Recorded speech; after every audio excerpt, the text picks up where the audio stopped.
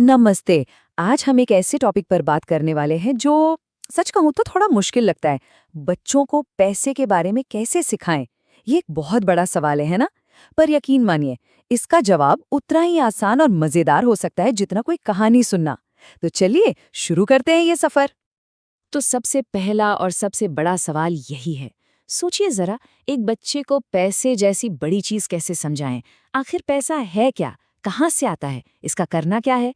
ये सारे सवाल एक बच्चे के दिमाग को उलझा सकते हैं। तो हमारा काम ये है कि हम इसे आसान बनाएं, उन्हें डराए या बोर किए बिना। कैसे? और इसका जवाब बहुत ही खूबसूरत है। वो छिपा है कहानियों में। याद है दादी नानी की कहानियां? हर बड़ी सीख, हर जरूरी बात एक कहानी में लिपटी होती थी। क्योंकि कहानियां मुश्किल चीजों को आसान बना देती हैं, यादगार बना देती हैं और सीधे दिल तक पहुंचती हैं। और यकीन मानिए, पैसे की कहानी भी कुछ ऐसी ही हो सकती है।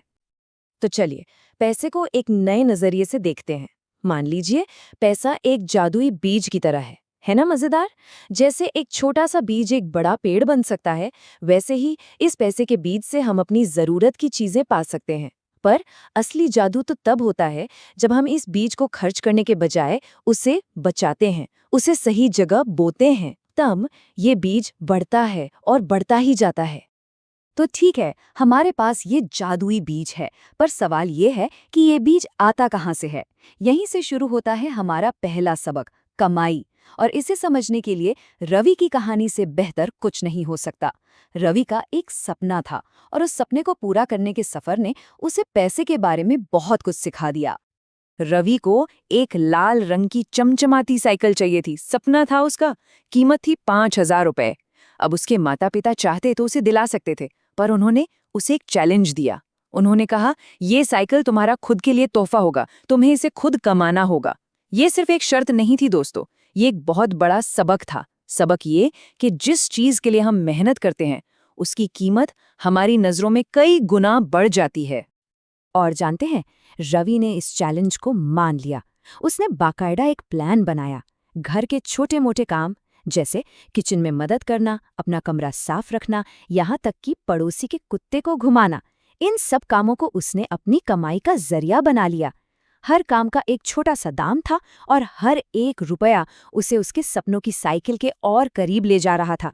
7 महीने, पूरे 7 महीने की मेहनत, और नतीजा? रवि ने सिर्फ अपना टारगेट पूरा नहीं किया, बल्कि उसे पार कर गया। उसने कुल 5,250 रुपए कमाए। उसकी इस मेहनत और लगन को देखकर उसके पेरेंट्स इतने खुश हुए कि उन्होंने उसे 500 रुपए का बोनस भी दिया। मतलब अब उसके पास थे पूरे 5,750 रुपए। और जब रवि ने वो साइकिल खरीदी ना, तो उसके चेहरे पर जो खुशी थी वो देखने लायक थी। उसने कहा, यह साइकिल मेरी सबसे कीमती चीज है। इसलिए नहीं कि यह महंगी है, बल्कि इसलिए क्योंकि मैंने इसे अपनी मेहनत से, अपने हाथों से कमाया है। और दोस्तों, यही है पैसे का पहला और सबसे जरूरी नियम। जो पैसा मेहनत से आता है, उसकी कीमत ही अलग होती है। तो ठीक है, हमने पैसा कमाना सीख लिया। ये हुआ पहला कदम। लेकिन कहानी यहाँ खत्म नहीं होती। दूसरा कदम, जो शायद कमाई जितना ही जरूरी है, वो है बचाना। और इसे समझने के लिए अब मिलते हैं अनु से और उसकी जादुई गुल्लक से। अनु का गोल बहुत बड़ा नहीं था, उसे सिर्फ 500 रुपए बचाने थे। तो उसने क्या किया, अपनी पॉकेट मनी में से बस थोड़ा थोड़ा करके अपनी गुल्लक में डालना शुरू कर दिया। शुरुआत में तो बस 50 रुपए ही थे, पर वो रुकी नहीं। धीरे धीरे हर महीने उसकी बचत बढ़ती गई। फिर बर्थडे पर उसे तोहफे में कुछ पैसे मिले और बूम, 7 महीने में ही उसने अपना टारगेट पूरा कर लिया। देखिए, अनु की कहानी छोटी सी है, पर इसका सबक बहुत बड़ा है। बचत का मतलब सिर्फ पैसे इकट्ठा करना नहीं होता। ये एक तरह का सेफ्टी नेट है, मुश्किल वक्त के लिए। ये हमारे सपनों तक पहुंचने की सीढ़ी है। इससे मन को एक सुकून मिलता है। और सबसे बड़ी बात, ये हमें डिसिप्लिन सिखाता है। और हाँ, ये हमारे पैसे को बढ़ने का मौका भी देता है। अब सवाल आता है कि पैसा बढ़ता कैसे है? भाई, गुल्लक में तो उतना ही रहेगा। तो इसका जवाब है एक जादू में, जिसे कहते हैं कंपाउंड इंटरेस्ट। नाम थोड़ा मुश्किल लग सकता है, पर कॉन्सेप्ट बहुत आसान है। सोचिए, आपने जो पैसा बचाया उस पर आपको ब्याज मिला। अब अगले साल आपको सिर्फ आपके पैसे पर नहीं, बल्कि उस ब्याज पर भी ब्याज मिलेगा। मतलब आपका पैसा ही आपके लिए और पैसा कमा रहा है। ये कुछ ऐसा है जैसे आपके पैसे के बच्चे हो रहे हैं और फिर उनके भी बच्चे। यही है बचत का असली मैजिक। वैसे अगर आपको इस तरह कहानियों के जरिए मुश्किल चीजों को समझना अच्छा लग रहा है तो सब्सक्राइब करना मत भूलिएगा, ताकि हमारी ये बातचीत जारी रहे। चलिए अब कहानी में वापस चलते हैं। तो हमने कमाना सीखा, बचाना सीखा। अब आता है तीसरा और सबसे मुश्किल हिस्सा, खर्च करना। जी हाँ, समझदारी से खर्च करना भी एक कला है। और इस कला को समझने के लिए हमारे पास एक और कहानी है, दो दोस्तों की और उनके दो अलग-अलग तरीकों की। मिलिए प्रिया और मीरा से। दोनों को मिले 1,000 रुपए। प्रिया ने क्या किया, जैसे ही पैसे हाथ में आए झट से अपनी पसंद की चीजों पर 900 रुपए उड़ा दिए। नतीजा, बाद में जब उसे एक जरूरी चीज की जरूरत पड़ी तो पैसे ही नहीं थे और उसे पछतावा हुआ। दूसरी तरफ थी मीरा। उसने पैसे मिलते ही खर्च नहीं किए। पहले उसने एक प्लान बनाया, सोचा समझा, और नतीजा, उसे अपनी समझदारी पर गर्व हुआ और उसके पास भविष्य के लिए पैसे भी बच गए। तो सवाल ये है कि मीरा का ये स्मार्ट प्लान था क्या? बहुत सिंपल था। उसने अपने पैसे को 4 हिस्सों में बांट दिया।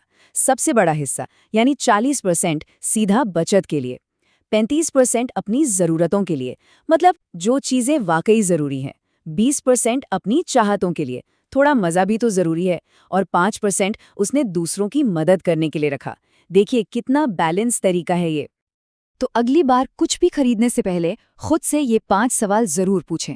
पहला, क्या मुझे सच में इसकी जरूरत है या ये बस एक चाहत है?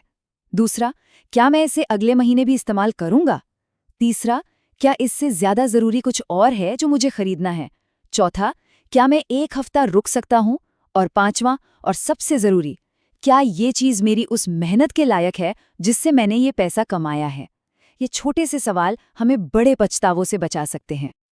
तो देखिए, कमाना, बचाना और खर्च करना, ये तीनों सबक मिलकर हमें एक बहुत बड़ी सच्चाई की तरफ ले जाते हैं। वो ये कि पैसा मंजिल नहीं है।